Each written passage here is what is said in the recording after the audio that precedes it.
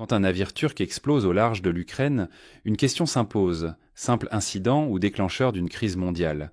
Cette attaque aux missiles balistiques contre un cargo turc dans le port d'Adessa bouleverse l'équilibre fragile d'une région déjà sous tension extrême. Les frappes russes sur les ports ukrainiens ne cessent de s'intensifier, semaine après semaine. Ce cargo n'est pas une victime collatérale. Il a été ciblé dans un contexte où la Russie veut étouffer l'exportation de céréales ukrainiennes, menaçant l'économie européenne et la sécurité alimentaire mondiale. Cet événement survient à peine quelques heures après une réunion cruciale entre Recep Tayyip Erdogan et Vladimir Poutine, où le président turc plaidait pour une trêve et la protection des civils. S'agit-il d'un avertissement lancé à Ankara, à l'OTAN ou à l'ensemble de la communauté internationale ? La Turquie, acteur central dans les pourparlers, se retrouve désormais au cœur du conflit. Les conséquences de cette attaque dépassent la mer Noire. Elles jettent une ombre sur la sécurité du commerce mondial et la paix en Europe. Derrière cette explosion se dessine peut-être une stratégie visant à tester les lignes rouges et à influencer les futures négociations. L'escalade militaire s'accompagne de signaux diplomatiques ambigus, rendant la situation plus imprévisible que jamais. Les premières réactions internationales ne se font pas attendre. Mais derrière les discours officiels, chacun se prépare au pire. La mer Noire serait-elle en passe de devenir le nouvel épicentre des tensions mondiales ? Depuis quelques jours, chaque incident dans la région fait écho bien au-delà des frontières européennes. Prenons le choc survenu près d'Odessa. Un cargo turc, frappé en pleine nuit par un missile, a embrasé le port de Tchernomorsk.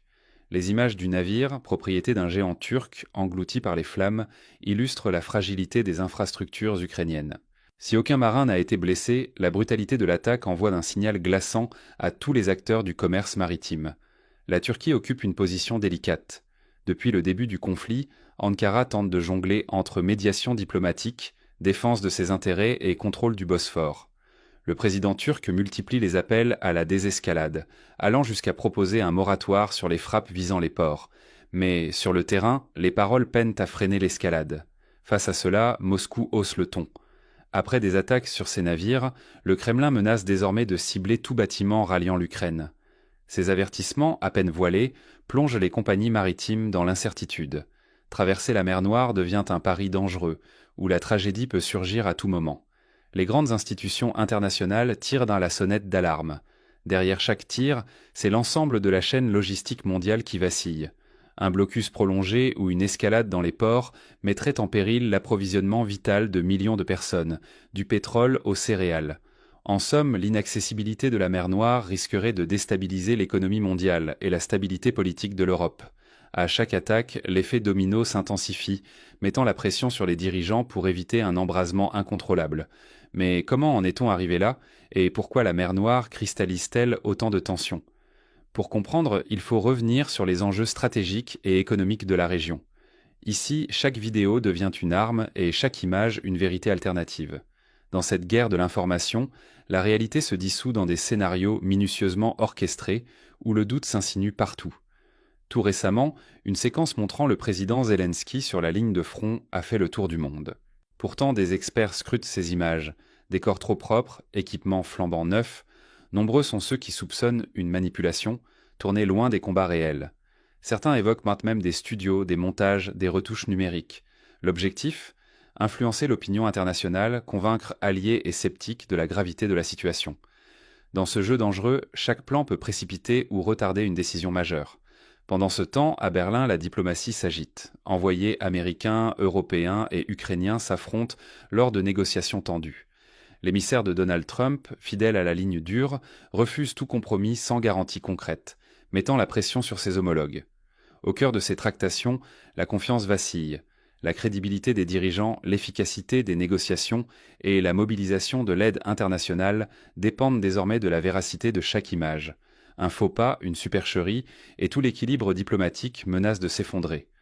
Mais l'escalade ne se limite pas aux écrans. Sur la mer Noire, la tension atteint un niveau critique. L'attaque récente contre un navire turc à Odessa pourrait bouleverser l'ordre géopolitique et commercial mondial. Et si la prochaine onde de choc ne venait pas seulement d'Ukraine, mais des routes maritimes du globe ?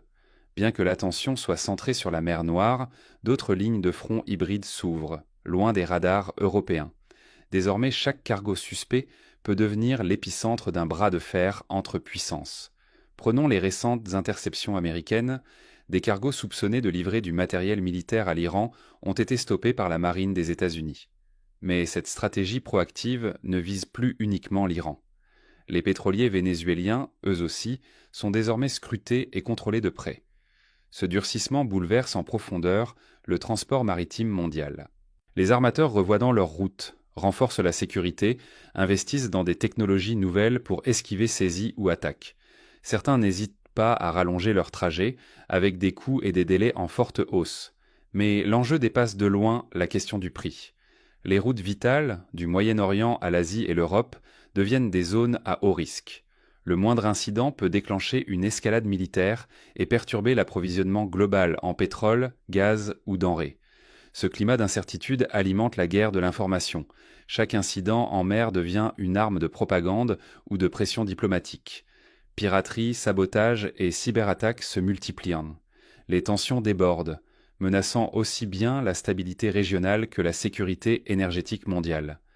À la moindre étincelle, le commerce planétaire peut vaciller. Prix envolés, pénuries, ruptures logistiques à des milliers de kilomètres du point d'impact. À chaque nouvelle crise maritime, l'Europe doit repenser sa stratégie pour protéger ses intérêts et ses routes vitales. La prochaine décision pourrait changer l'équilibre mondial. Face à la montée des risques hybrides, faut-il s'isoler ou inventer de nouveaux outils ? La réponse n'a jamais été aussi urgente, alors que l'Europe vacille sous la pression d'attaques inédites et de flux migratoires instrumentalisés. Récemment, une vague de migrants a tenté de franchir la frontière polono-biélorusse à l'aide d'un tunnel secret, construit avec une précision inquiétante. Ce n'était pas un simple passage, c'était une opération soigneusement planifiée pour défier les défenses européennes. Les forces polonaises, épaulées par l'Union européenne, ont dû agir dans l'instant.